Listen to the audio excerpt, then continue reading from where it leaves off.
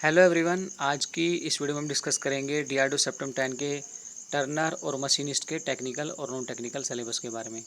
तो सबसे पहले डिस्कस करेंगे टेक्निकल सिलेबस के बारे में, उसके बाद में डिस्कस करेंगे नॉन टेक्निकल सिलेबस के बारे में। तो चलिए सबसे पहले ट्रेड वाइज डिस्कस करते हैं। सबसे पहले टर्नर ट्रेड के सिलेबस के बारे में। तो टर्नर ट्रेड से आपका safety and precautions, measurement, marking and marking tools, precision measuring instruments, hand tools, cutting tools, gauges, lathe machine. देखिए जो ऊपर के टॉपिक्स हैं ये सारे के सारे टॉपिक्स आपके फीटर में भी होते हैं, टर्नर में भी होते हैं, मशीनिस्ट में भी होते हैं। जिन्होंने आईटीआई के सिलेबस को अच्छे से पढ़ा है और जिन्होंने अदर ट्रेड्स के सिलेबस को भी देखा है वे इसको बहुत ही अच्छी तरीके से जानते हैं। तो इसमें सभी ट्रेड से जिसमें फीटर, टर्नर और मशीनिस्ट, तो इन टॉपिक से मोस्टली क्वेश्चन पूछ जाते हैं। उसके बाद ट्रेड्स का डेप्थ होता है। तो इसमें उसके बाद है लैथ मशीन्स। लैथ मशीन्स में आपका लैथ मशीन का क्लासिफिकेशन है, पार्ट्स हैं, एक्सेसरीज है, अटैचमेंट्स हैं, ऑपरेशंस है। लैथ मशीन एक कटिंग टूल है, कटिंग टूल के मटेरियल्स हैं, सेंटर्स हैं। उसके बाद है कैरियर्स एंड स्टडीज़ है। उसके बाद है cutting speed, feed and depth. Screw threads में आपका टाइप्स है, फॉर्मिंग है, कैलकुलेशंस है। टेपर्स में आपका टेपर के टाइप्स आपको देखने हैं, फॉर्मिंग मेथड्स, किस प्रकार से टेपर्स को बनाया जाता है, उसकी कैलकुलेशन है, अटैचमेंट्स कौन कौन से टेपर्स के लिए यूज़ किए जाते हैं उन्हें बनाने के लिए। उसके बाद है टूल ज्योमेट्री। टूल ज्योमेट्री में आपका generally single point cutting tool की टूल ज्योमेट्री आएगी, जिसमें आपके सारे के सारे एंगल्स होते हैं, रैक एंगल होता है, ठीक है आपका, ठीक है वेज एंगल होता है, यानी कि ठीक है कटिंग एंगल जिसको हम बोलते हैं, ठीक है। उसके बाद आपका ये होता है आपका क्लियरेंस एंगल होता है। तो तीन तरह के एंगल मोस्टली होते हैं, रैक एंगल, वेज एंगल और क्लियरेंस एंगल। उसके अलावा फिर साइड रैक, ठीक है, और साइड क्लियरेंस एंगल। तो वो सारी की सारी टूल ज्योमेट्री आपको देखनी है, वो कितने कितने एंगल्स डिग्री में होते हैं, ये सारे के सारे आपको टूल्स ज्योमेट्री में स्टडी करके चलना है। और mostly single point cutting tools की ही टूल ज्योमेट्री आती है। उसके बाद है टूल लाइफ। टूल लाइफ की कैलकुलेशन, उसके बारे में स्टडी करना है। कूलेंट एंड लुब्रिकेशन के बारे में स्टडी करना है। ड्रिलिंग एंड ड्रिलिंग मशीन्स में आपका क्लासिफिकेशन हो गया, ठीक है, चाहे वो रेडियल ड्रिल मशीन हो, पिलर टाइप ड्रिल मशीन हो, सेंसिटिव ड्रिल मशीन हो, उनका क्लासिफिकेशन देखना है, पार्ट्स देखने हैं उनके, ठीक है, एक्सेसरीज देखनी है और टूल्स देखने हैं, ठीक है। उसके बाद है CNC and it's programming. CNC में देखना है आपको, ठीक है, और उसकी प्रोग्रामिंग कैसे करते हैं, ठीक है। क्लासिफिकेशन, सीएनसी का क्लासिफिकेशन देखना है, उसके पार्ट्स देखने हैं और उसकी प्रोग्रामिंग कैसे करते हैं उसके बारे में आपको स्टडी करना है। फॉर्म टूल्स हैं, वेल्डिंग, सोल्डरिंग एंड ब्रेजिंग, इसका आपको केवल बेसिक स्टडी करना है, बहुत ज़्यादा डीपली स्टडी करने की आवश्यकता आपको नहीं है, फिर भी अच्छे से स्टडी करके चलना है आपको। लिमिट फिटिंग एंड टॉलरेंस है। पावर ट्रांसमिशन में आपका belt and gears, belt and gear से कैसे पावर ट्रांसमिशन करते हैं, बेल्ट कितने टाइप्स के होते हैं, गियर्स कितने टाइप्स के होते हैं, ठीक है, ये सब आपको स्टडी करना है। मेटल्स हैं, मेटल्स में आपको मेटल्स की प्रॉपर्टी आपको स्टडी करके चलना है, ठीक है। हीट ट्रीटमेंट्स हैं, ग्राइंडिंग्स है, सरफेस फिनिशिंग है, ठीक है। सरफेस फिनिशिंग में आपका lapping, honing, buffing, super finishing, ये भी जितने भी ऑपरेशंस होते हैं वो सारे के सारे आपको स्टडी करके चलना है। उसके बाद बियरिंग्स है, टूल मेकर्स है और प्रिवेंटिव मेंटेनेंस है। तो ये तो था आपका टर्नर का सिलेबस। उसके बाद बात करते हैं मशीनिस्ट के सिलेबस के बारे में। तो मशीनिस्ट ट्रेड से आपका safety and precautions, measurement, marking and marking tool, precision मेजिंग instruments, hand tools, cutting tools, forging tools, ठीक है, गेजेस। उसके बाद आपका मशीन एंड मशीन टूल्स, यानी कि मशीन और मशीन टूल्स के बारे में आपको पता होना चाहिए। मशीन और मशीन टूल्स में क्या डिफरेंस होता है और कौन मशीन कौन है और कौन सी मशीन होती है और कौन से हमारी मशीन टूल्स होते हैं। तो जैसे सबसे पहले इसमें आ गया मिलिंग मशीन। मिलिंग मशीन में आपका रहेगा क्लासिफिकेशन, ठीक है, उसके parts, accessories, operation, tools, indexing, ठीक है। तो ये आपको स्टडी करके चलना है। देखिए मशीन्स और मशीन टूल्स दोनों में डिफरेंस होता है। हमने यहाँ पे मिलिंग मशीन यहाँ पे लिखा हुआ है, लेकिन एक्चुअल में मिलिंग मशीन देखा जाए तो मिलिंग एक मशीन टूल ही है, क्योंकि मशीन वो होता है जो केवल एक स्पेसिफिक वर्क करती है और मशीन टूल्स वो होते हैं जिन पे हम डिफरेंट टाइप्स के ऑपरेशन कर सकते हैं। तो इससे कोई ज़्यादा आपको यहाँ पे इतना कुछ डीपली इसको देखने की आवश्यकता नहीं है। तो मिलिंग आपको अच्छे से पढ़ के चलना है, क्योंकि बहुत इंपॉर्टेंट है मिलिंग इस ब्रांच के लिए, मशीनिस्ट के लिए। और मशीन मैं बात कर रहा था मशीन एंड मशीन टूल्स की, तो इसके बारे में तो आपको बहुत ही बेसिक सा पढ़ लेना है, क्या मशीन और मशीन टूल्स कौन कौन से होते हैं उसके बारे में स्टडी करना है। तो मिलिंग मशीन को आपको बहुत ही अच्छे से कवर करके चलना है। इंडेक्सिंग है उसमें, ठीक है, मिलिंग मशीन में। सेपर में आपका क्लासिफिकेशन है, पार्ट्स है, एक्सेसरीज है, ऑपरेशन है, टूल्स है। वही प्लानर में भी आपका क्लासिफिकेशन है, पार्ट्स है, एक्सेसरीज है, ऑपरेशन है, टूल्स है। स्लॉटर में भी आपको वही उसके क्लासिफिकेशन देखने, उसके पार्ट्स देखने, उसके एक्सेसरीज देखनी है, ऑपरेशंस देखने, उसके टूल्स देखने। लैथ मशीन में भी लैथ मशीन भी आपको इसमें स्टडी करनी पड़ेगी। लैथ मशीन में आपका क्लासिफिकेशन हो गया, पार्ट्स हो गया, एक्सेसरीज हो गया, ऑपरेशंस हो गया, टूल्स हो गया।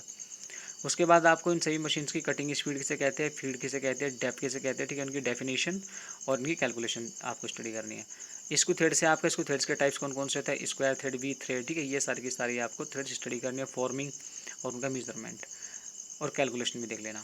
ड्रिलिंग एंड ड्रिलिंग मशीन से आप उसकी क्लासिफिकेशन, ठीक है, क्लासिफिकेशन में चाहे वो पिलर टाइप हो, सेंसिटिव हो, ठीक है, रेडियल ड्रिल मशीन हो, गैंग ड्रिल मशीन हो, ठीक है, मल्टी स्पिन ड्रिल मशीन हो, ये सारी की सारी आपको स्टडी करके चलना है। पार्ट्स है उसके, एक्सेसरीज है, टूल्स है।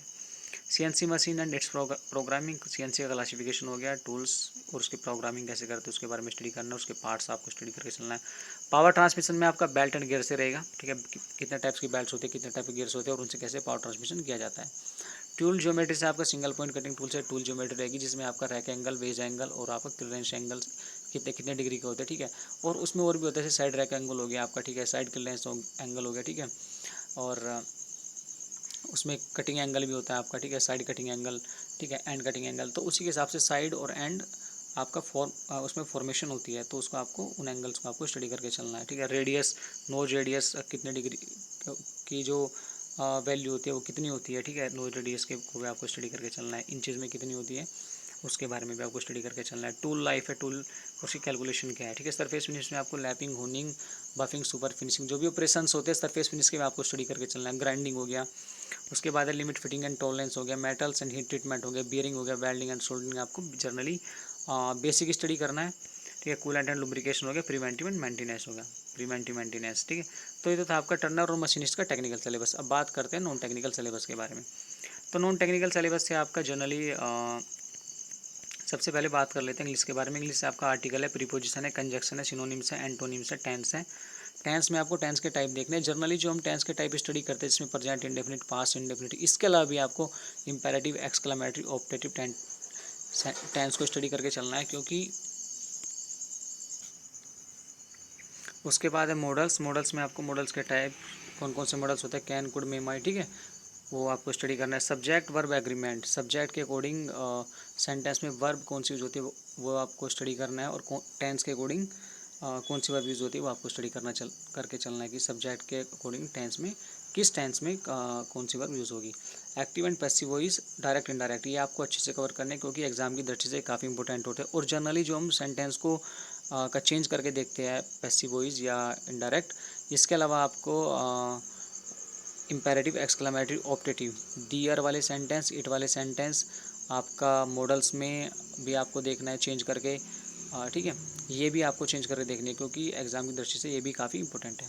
उसके बाद है idiom and phrases, one word substitution है, fill in the blanks with appropriate words है, रीओडिंग सेंटेंस एंड पैराग्राफ है, स्पेलिंग टेस्ट है, कॉम्प्रिहेंशन है। अभी जो मैंने बात की थी active, passive, voice and direct indirect की, जो जनरली हम प्रेजेंट इंडेफिनिट और पास्ट इंडेफिनिट्स, ये जो जनरली टेंस होते हैं उनको चेंज करते हैं, ठीक है, और वे तो एग्जाम की दृष्टि से इंपॉर्टेंट है, लेकिन जो अदर्स हैं उनको भी आपको अच्छे से देख के चलना है। उसके बाद बात करते हैं मैथमेटिक्स की। मैथमेटिक्स में आपका number system, simplification, percentage, profit and loss, average and ratio, SI and CI, work and time, time and distance, LCM and HCF, trigonometric formula and ratio, algebraic formula and factor, quadratic equation हो गया, area of plane figures, mensuration, age problem, mixture and alligations, partnership, probability. उसके बाद बात करते हैं reasoning के। Reasoning को हमने दो पार्ट्स में डिवाइड किया, एक वर्बल पार्ट, एक नॉन वर्बल पार्ट। तो सबसे पहले वर्बल पार्ट की बात करते हैं। वर्बल पार्ट में आपका कोडिंग एंड डिकोडिंग है, एनालॉजी टेस्ट है, क्लासिफिकेशन है, इंग्लिश अल्फाबेट टेस्ट है, सीरीज है। ये टॉपिक्स आपके काफ़ी इंपॉर्टेंट है, उनको आपको बहुत ही अच्छे से स्टडी करके चलना है, ठीक है। उसके बाद सेटिंग अरेंजमेंट है, ऑर्डर एंड रैंकिंग है, डायरेक्शन टेस्ट है, ब्लड रिलेशनशिप है, पजल टेस्ट है, मैथमेटिकल रीजनिंग है, मिसिंग कैरेक्टर्स है। आप चाहे तो puzzle test, mathematical reasoning, missing characters को इतना ज़्यादा डीपली पढ़ने की आवश्यकता नहीं है, ना ही कैलेंडर को, ना ही डिस्को, इनको आपको बिल्कुल बेसिक बेसिक देके चलना है। बाकी जो भी टॉपिक्स है वो आपको अच्छे से स्टडी करने हैं। सिलोजिज्म हो गया, वेन डायग्राम हो गया, statement and assumption, statement and argument, statement and conclusion, ये भी नीचे के 5 टॉपिक्स काफ़ी इंपॉर्टेंट है, तो उनको भी आपको अच्छे से स्टडी करके चलना है। देखिए एग्जाम की दृष्टि से सभी टॉपिक्स इंपॉर्टेंट होते हैं, हम यहाँ पे नहीं कह सकते कि एक या दो टॉपिक्स इंपॉर्टेंट हो गया, कुछ ही टॉपिक इंपॉर्टेंट्स हो गए। आप मोस्टली ज़्यादा से ज़्यादा टॉपिक्स आपने कवर करके चलिए जिससे एग्जाम में आपका कॉन्फिडेंस लेवल बढ़ सके। तो कुछ टॉपिक्स ऐसे होते हैं हाँ जिन पे हम थोड़ा कम फोकस कर सकते हैं, वो एक अलग बात है, लेकिन आपको मोस्टली टॉपिक्स को स्टडी करके ही चलना चाहिए। उसके बाद बात करते हैं नॉन वर्बल पार्ट की। नॉन वर्बल पार्ट से आपका सीरीज है, एनालॉजी है, क्लासिफिकेशन है, मिरर एंड वाटर इमेज है, कॉम्प्लीशन ऑफ फिगर है। उसके बाद बात करते हैं जनरल अवेयरनेस की। तो जनरल अवेयरनेस से आपका सबसे पहले करंट अफेयर्स है। करंट अफेयर्स में आपको लगभग पिछले 6 महीने की आपको करंट अफेयर्स पढ़नी है। अगर आप पिछले 6 महीने करंट अफेयर्स नहीं पढ़ सकते तो कम से कम 3 मंथ की करंट अफेयर्स पढ़ लीजिए। पर मैं तो आपको ये कहूँगा कि आप पिछले 6 महीने तक की करंट अफेयर पढ़ के चलिए, ताकि जिससे आप जो भी क्वेश्चंस है लगभग सारे क्वेश्चंस को आप इजीली कवर कर लोगे। तो हमने जनरल अवेयरनेस को 4 पार्ट्स में डिवाइड किया है, history, geography, polity and economy. तो सेपरेट वाइज इसको डिस्कस करते हैं उसके टॉपिक्स के बारे में। तो सबसे पहले हिस्ट्री में आपका हड़प्पा और सिंधु घाटी की सभ्यता से क्वेश्चन रहेंगे। रिलीजियस मूवमेंट है, बुद्धिज्म, जैनिज्म है, मौर्य पीरियड है, गुप्त पीरियड है, सल्तनत पीरियड है, दिल्ली सल्तनत है, मुगल पीरियड है। ब्रिटिश पीरियड से आपको गवर्नर जनरल ने और वायसराय ने कौन कौन से काम किए, उस टाइम में हमें कौन कौन से रिफॉर्म एक्ट्स आए तो उसके बारे में स्टडी करना है। उसके बाद है Indian freedom struggle, the Gandhi era, Gandhi ji के टाइम में कौन कौन से आंदोलन में, उसके बारे में स्टडी करके चलना है। ज्योग्राफी से आपका प्लेनेट्स एंड सैटेलाइट्स है, ओशन एंड अर्थ है, biosphere, lithosphere and hydrosphere, latitude and longitude है, एटमॉस्फेयर, विंड एंड क्लाउड्स है, इसलैंड्स है, अर्थक्वेक एंड वोल्केनोज है, एग्रीकल्चर एंड मिनरल्स है, मेजर इंडस्ट्रीज है, फॉरेस्ट एंड डिजर्ट है, पावर रिसोर्स ऑफ इंडिया है, ट्रांसपोर्ट, रिवर एंड रोड है, wild life sanctuary and national parks है, मैपलाइंस है, इंपॉर्टेंट ट्राइब्स है, नेशनल ऑर्गेनाइजेशन है। उसके बाद बात करते हैं पॉलिटी की। तो पॉलिटी में आपका कॉन्स्टिट्यूशन से ही क्वेश्चन आएंगे, जिसमें आपको कॉन्स्टिट्यूशन के important parts, articles, schedules, source of constitutions, ठीक है।